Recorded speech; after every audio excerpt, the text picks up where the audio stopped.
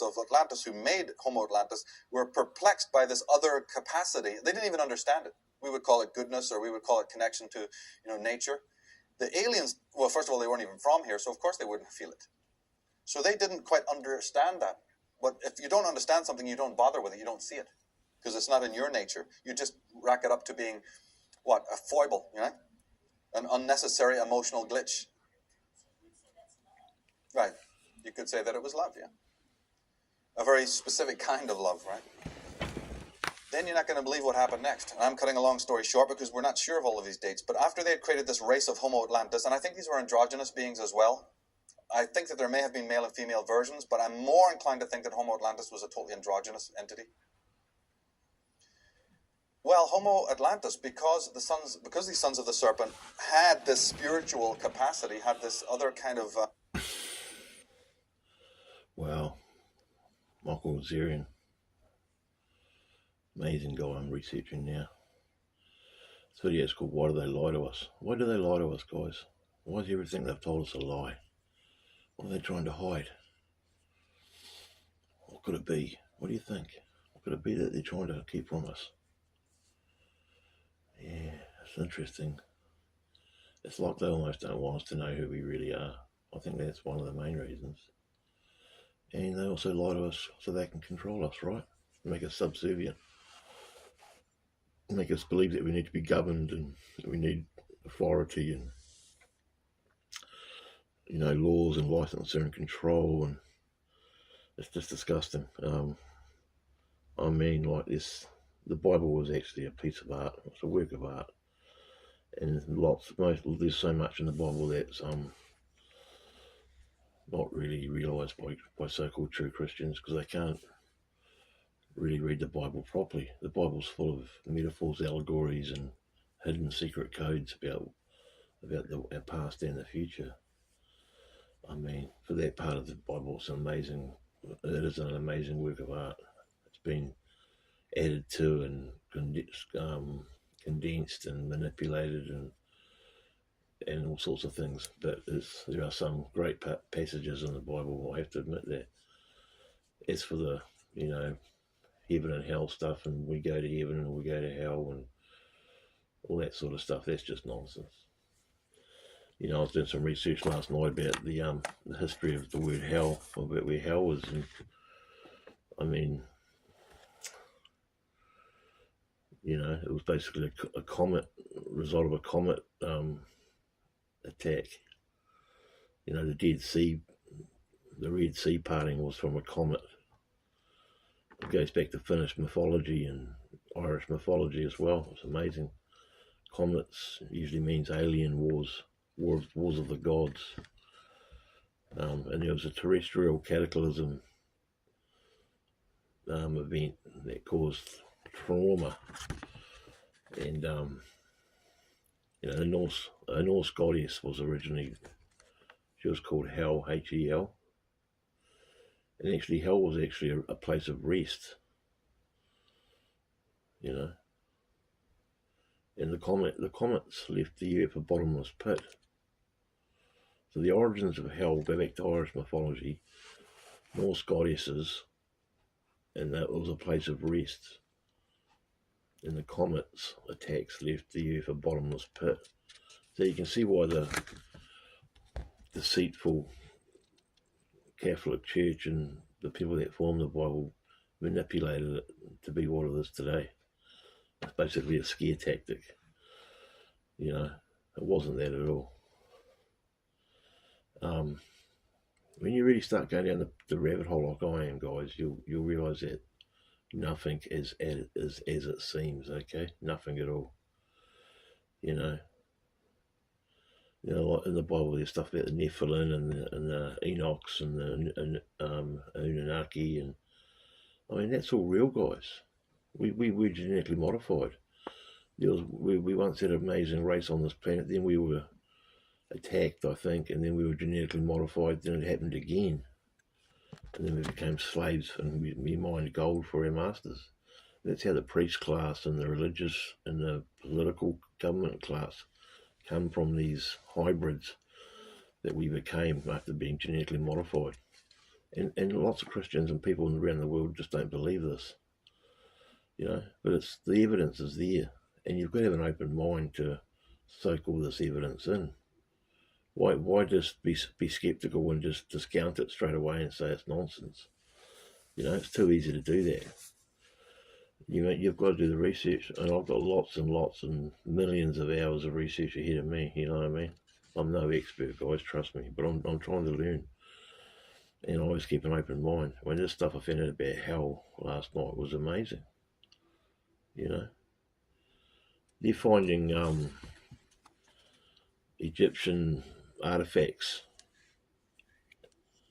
in Irish graves. They're finding former kings of Egypt buried in Ireland. They're finding Celtic jewellery in Egyptian tombs. They're finding monkeys that are only in Africa in Irish tombs. And there's these pyramids all around the world. There's these cave paintings of giant people, these cave paintings of UFOs. It's all around the world. It's not just in Egypt or Ireland. It's all around the world. And, our historical past goes back millions and millions of years, guys. It's not just 2,000 years. And man's just come along and corrupted everything and lied about everything. And it's absolutely disgusting. And it's sad too. But hey, there's lots of great researchers out there. My normal two go-to guys are Chuck Swindoll Jr. and Mark Passio and Jordan Maxwell and Terence McKenna and David Icke and that. But now I'm touching on Michael Zarian. Michael Tsarion.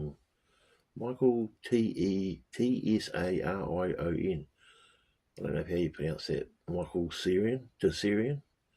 This guy is just amazing. Check out his channel on YouTube. It just blows your mind. And they go on about the female Illuminati. A lot of these ruling priest classes around the world, and probably still to this day, they're actually female guys, female groups. You know what I mean? There's just so much to learn, guys. I just don't get it why Christianity and the gatekeepers to knowledge, the Catholic Vatican, the Church, and that just don't want people knowing this stuff. When you start knowing this stuff, it makes you feel more closer to who you are. We're not just some dumb sinners living on a fallen earth doomed to hell, and we just come from chance or God created us. We go further back than that, guys. Our history goes back millions of years. You've got to remember the pyramids were an inheritance. The Egyptian slaves didn't build the pyramids. That's just nonsense. That's what modern day science will try and tell you. But modern day science is just full of lies and corruption and truth hiding. It's absolutely flabbergasting once you start doing the research. And the internet's such a great outlet for that because it lets you check out so many different people. I mean, it's also good to read books as well. That's very important. But yeah, people say the internet's got a lot of rubbish and bad stuff on it. Of course it has. Everything has. It's like nature and like us. There's got to be balance. I could watch the internet today and watch just nonsense all day. I could watch reels all day. I could watch, American garbage about infidelity, or I could watch sport all day, or I could watch Christian nonsense. But I choose to go down the rabbit hole and study people that have done the work, done the hard work, and talk actual historical fact and stuff that isn't nonsense. And it's really amazing once you start getting into it. Every day I watch probably 2 or 3 lectures every day, and 2 to 3 hours long.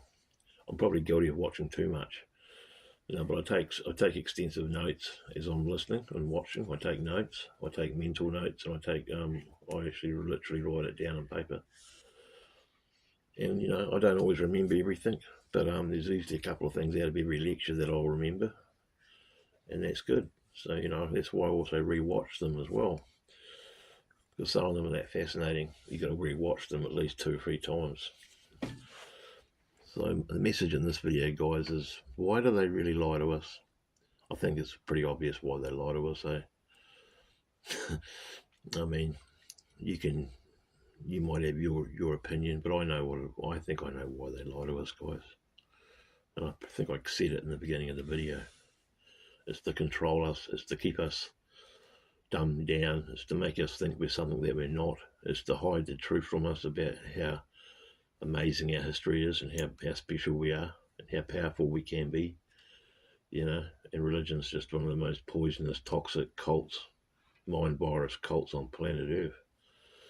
And sadly, so many people are captured by it, and they just can't see the forest from the trees in regard to how such a small world it is. You've got to really think about it, guys. The world's too big, too amazing, just for you to be captured in a little small-minded world of Christianity, thinking you know everything and everything's right from your side of things, but everything's wrong from every other side of things. It's just garbage, guys. Garbage. Trash. Absolute garbage and trash. But also, there are some great things in the Bible as well. I've said that in this video. You can't take that away from it. But, you know, it's all got to do with perception. The question is, how big is your perception? You know, it comes down to perception. Anyway, I hope you got something out of this, guys. Just a wee last message there. Check out, if you've got the time, do what I'm doing and start researching Michael Zarian. It's amazing. I've been sort of flicking back and forwards from him and David Icke in the last 3 or 4 days. It's amazing, guys. Highly recommend him. Okay, thanks. Have a good day. Thanks for listening. Bye.